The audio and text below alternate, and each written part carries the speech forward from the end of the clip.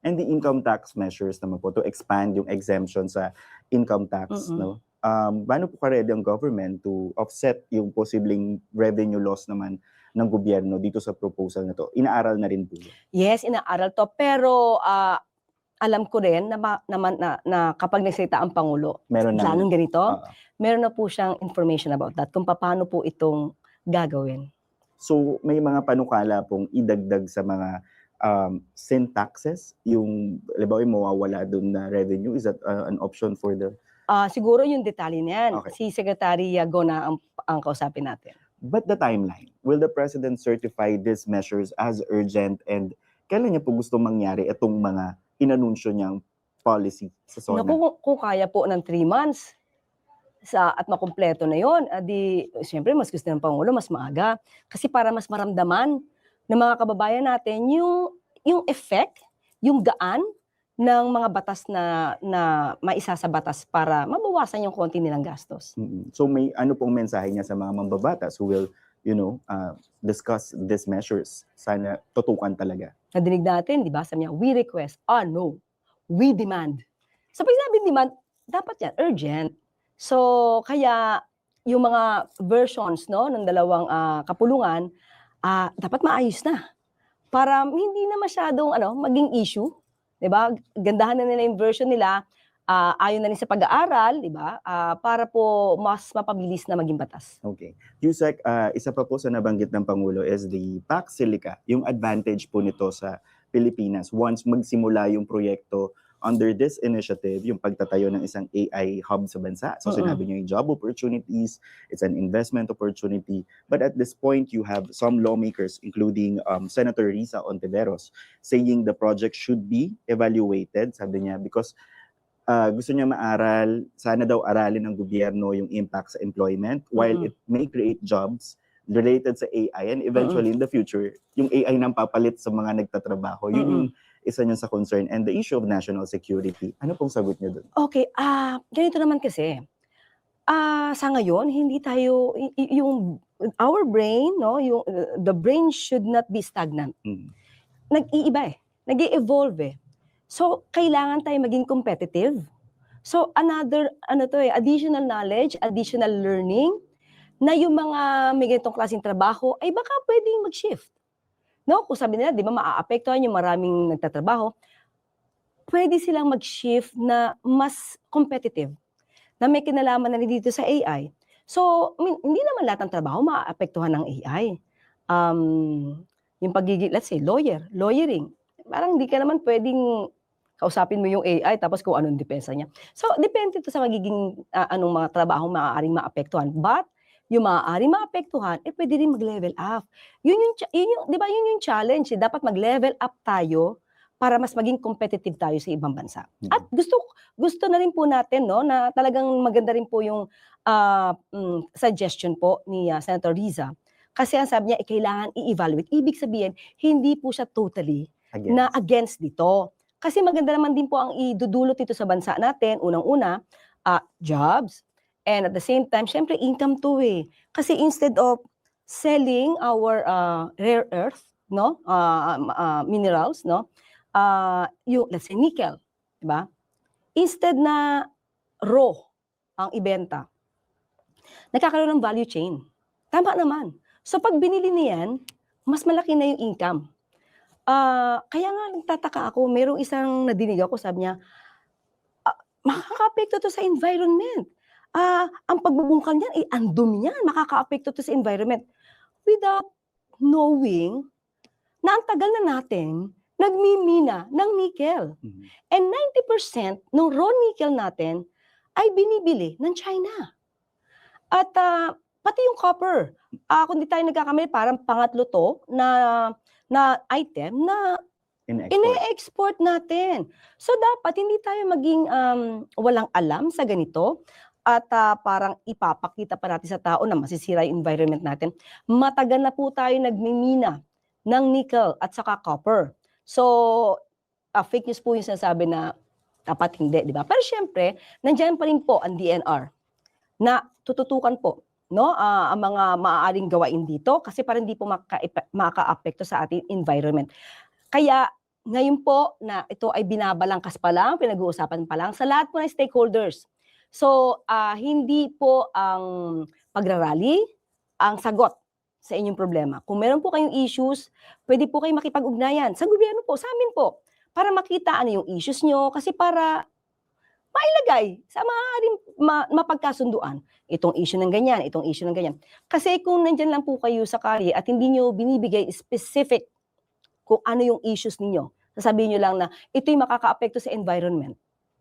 Hindi natin mariresolve yan kasi hindi specific yung problemang ibinibigay nyo. So, wag na po kayong, hindi namin kayo sasabing wag kayong mag-rally, no? Pero, mas meron po magiging makabuluhan na solusyon at sagot kung makikipag-usap po kayo sa gobyerno. So Yusek, na is Malacanang at all concerned na parang biglang may massive campaign against Pax Silica all of a sudden? Because nung in-announce to, I remember reporting about it when it was announced by the US and the Philippines will be joining the initiative, there's not so much reaction. Yes. But months after that, parang ngayon po, medyo naging intense yung public discussion. May ganun bang concern ng Malacanang? Of course, kasi kailangan din naman natin sila madinig, di ba? Pero syempre, maaaring magkaroon dito ng negatibong impresyon ay yung maaapektuhan.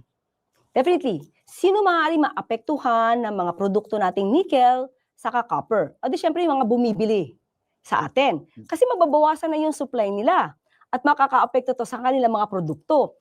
Pero ito naman yung gain natin. So, may mga ganun. Siyempre, pag may maapektuhan, yun naman yung una nag-iingay eh.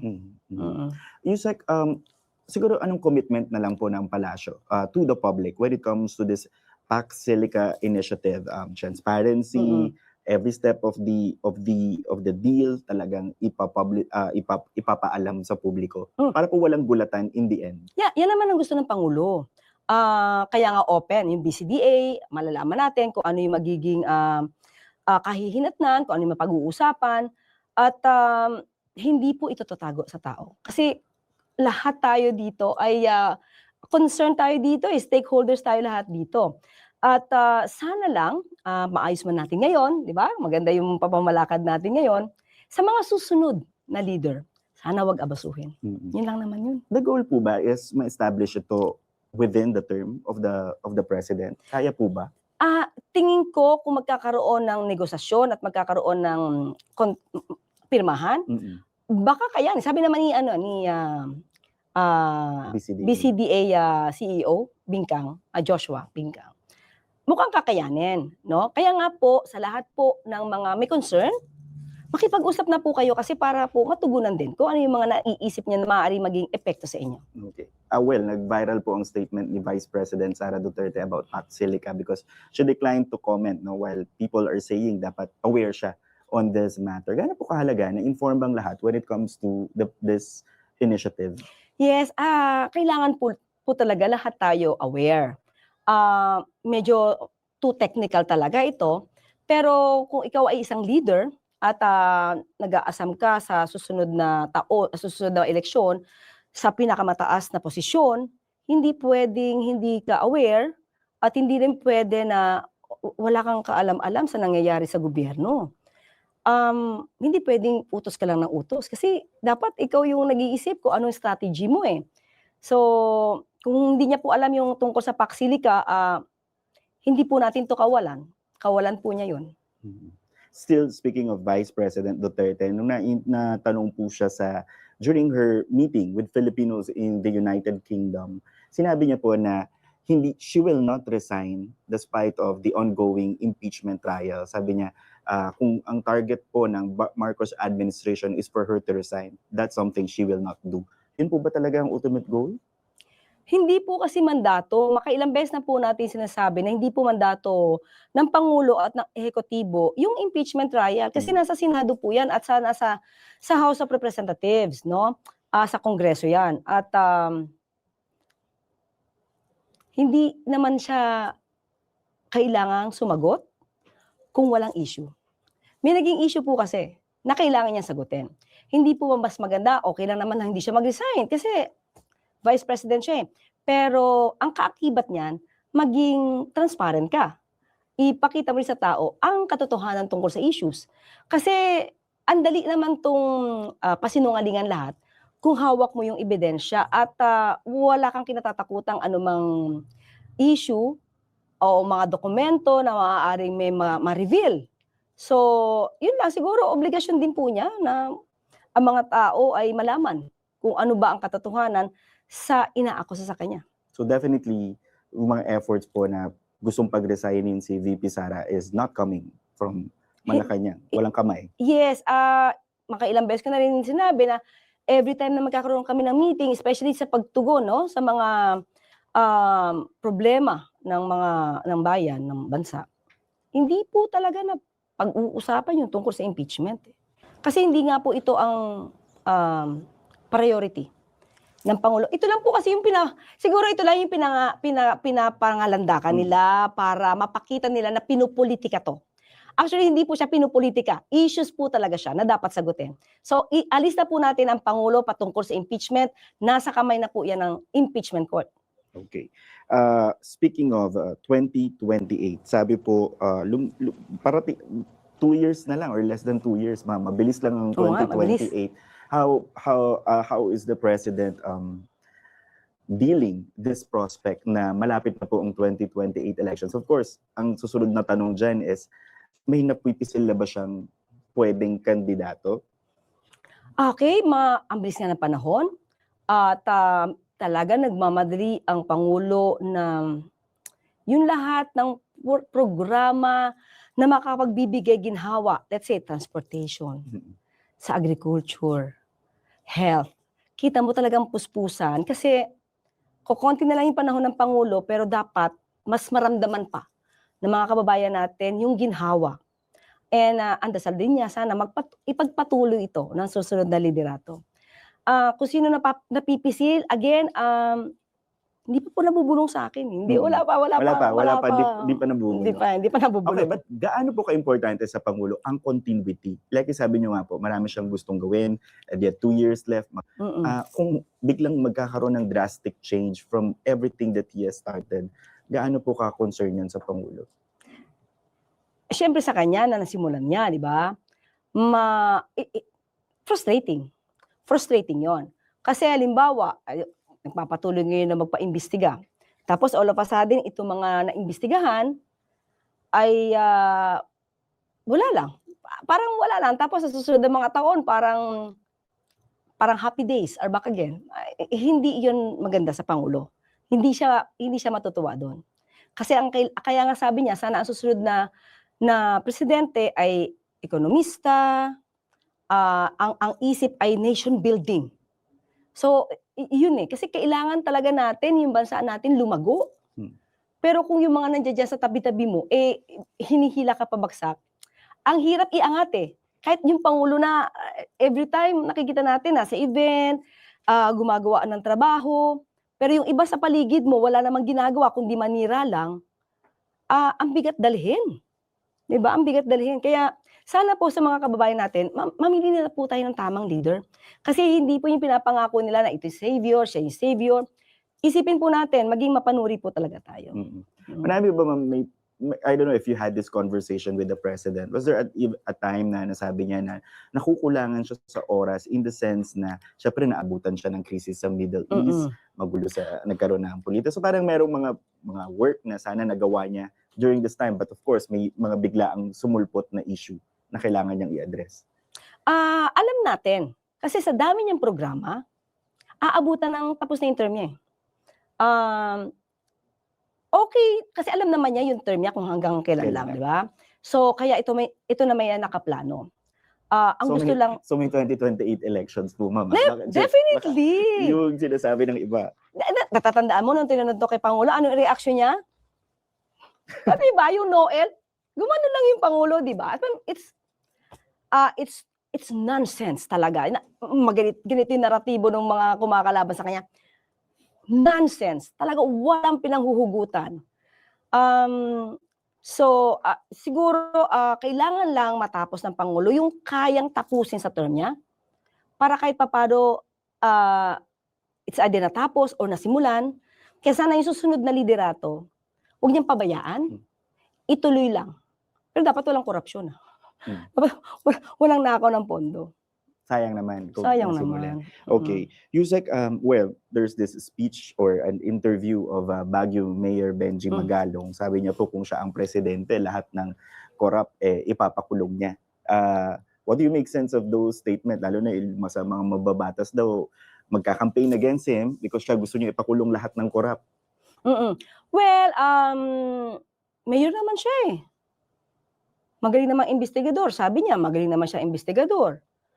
Pwede naman siya magsampa ng kaso. Doon sa sinasabi niya 90%, na wala naman siyang pinangangalanan sa ngayon, pwede niya sampa ng kaso yan. The problem is, may ebidensya ba siya talaga? Or meron ba siyang lakas ng loob na pangalanan ang mga to? Kasi hanggang ngayon, ang dami-daming binabanggit about 90%. Pero wala siyang nasasabihan sino. Okay, kumpara ko na lang po si Senator Trillanes. Walang posisyon. Nagsasampa ng kaso. Nangongolekta ng ebidensya. Hindi kailangan maging pangulo para lumaban ka sa korupsyon. And huwag natin kalimutan, nung siya ay tinanong about dito sa impeachment trial ni VP Sara, patungkol sa korupsyon, di umano, na nagawa ni VP Sara. Hindi siya sumagot. Ang sabi niya, may I invoke my right to remain silent? So, ito ba yung selective justice? Kasi parang may namimili eh. So, di po kailangan nino man. I'm not referring to Mayor Magalong, pero kung matapang talaga, di kailangan maging pangulo. Pwede kang isa kang ordinaryong Filipino na concern. Isang teacher nga, lagi nagsasampa ng issue sa Supreme Court. Hindi yun pangulo, pero gusto niya may managot. Diba? So, wag nang hintayin na bumoto ng presidente si Mayor Magalong kasi sa ngayon, pwede siya magtrabaho. Good governance naman siya, sabi niya. Yusek, to wind up this discussion, left and right may lumalabas na mga survey po, no? Iba't iba ang interpretation, iba't iba ang mga numero na lumalabas. Do you question the timings of these surveys?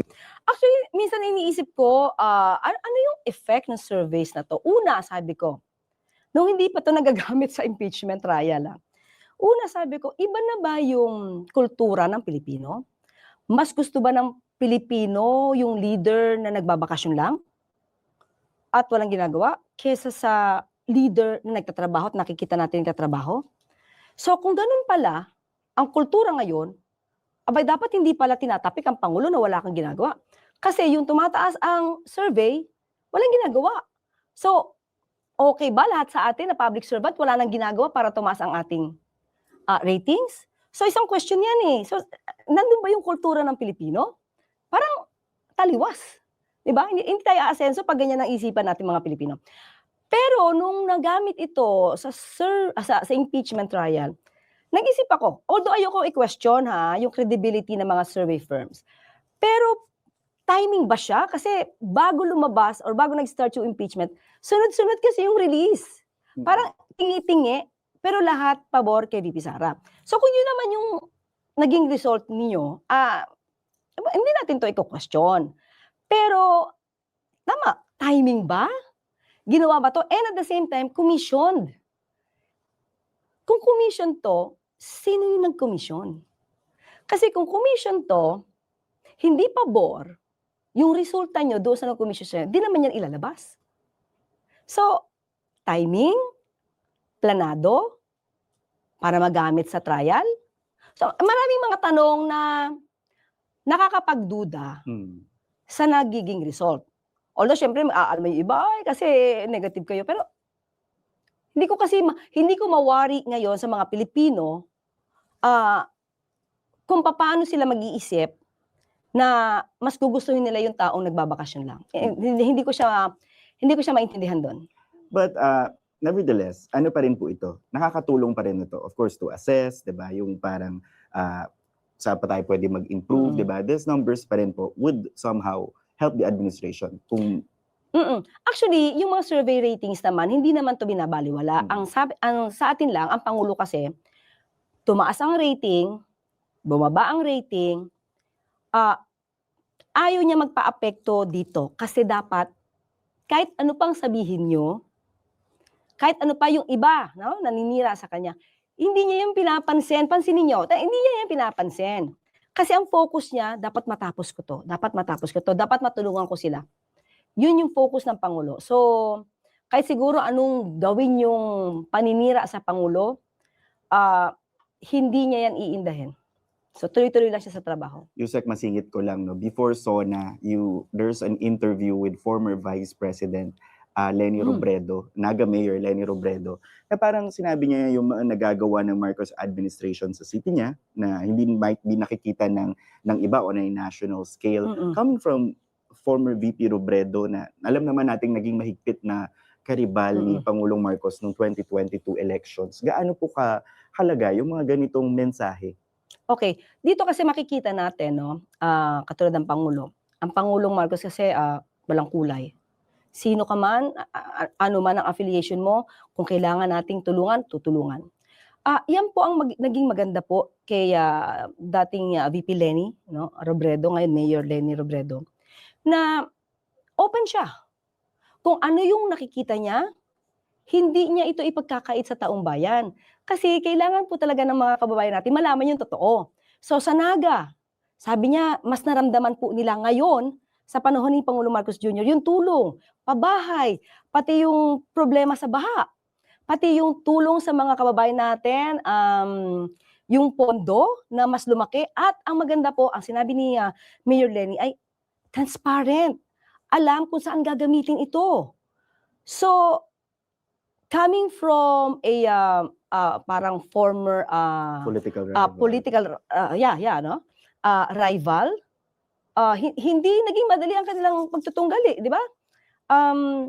Nakakagaan ng damdamin na siya hindi bulag. Hindi niya tinatago yung katotohanan sa tao.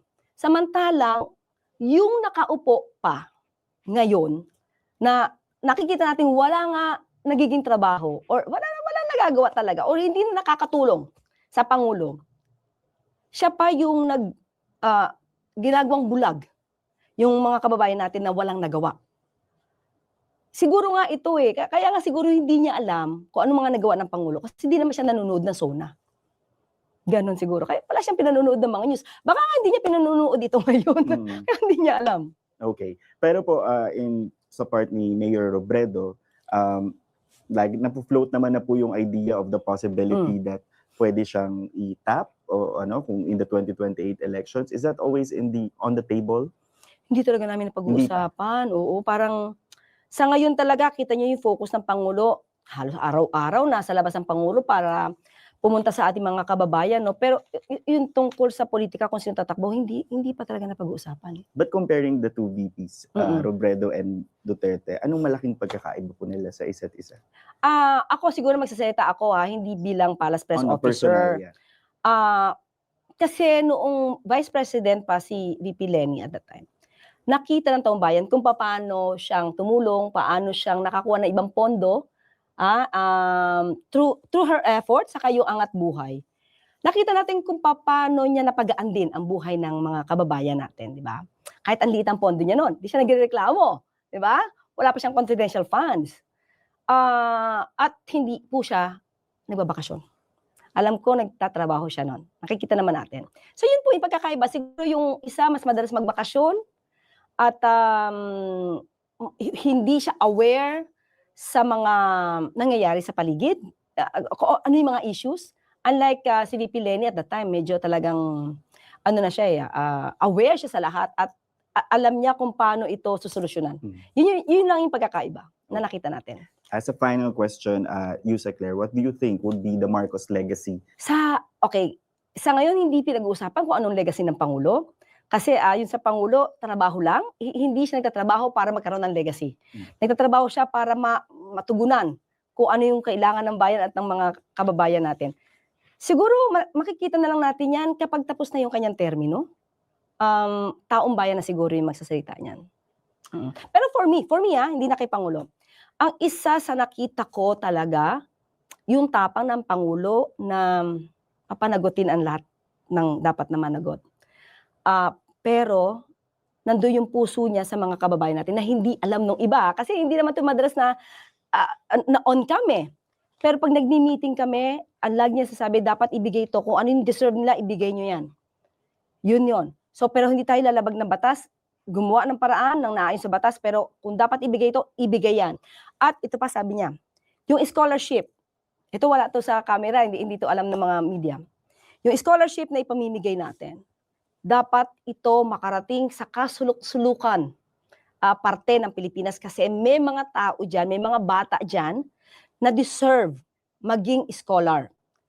Hanapin siya, iangat natin yung kanyang yung level ng edukasyon niya kasi magiging pag-asa yan ng bansa natin, ng bayan natin. Yun, itong mga bagay na binabanggit ko sa inyo, hindi ito nadidinig. So, I can say, ang Pangulo kasi ay matapang na may puso. Yan. Palace Press Officer Claire Castro, ma'am, thank you for your time and for granting this interview. Thank you, Tristan. Thank you. And we will continue to deliver just the facts and the news you need until our next newsmaker. I'm Tristan Udalo.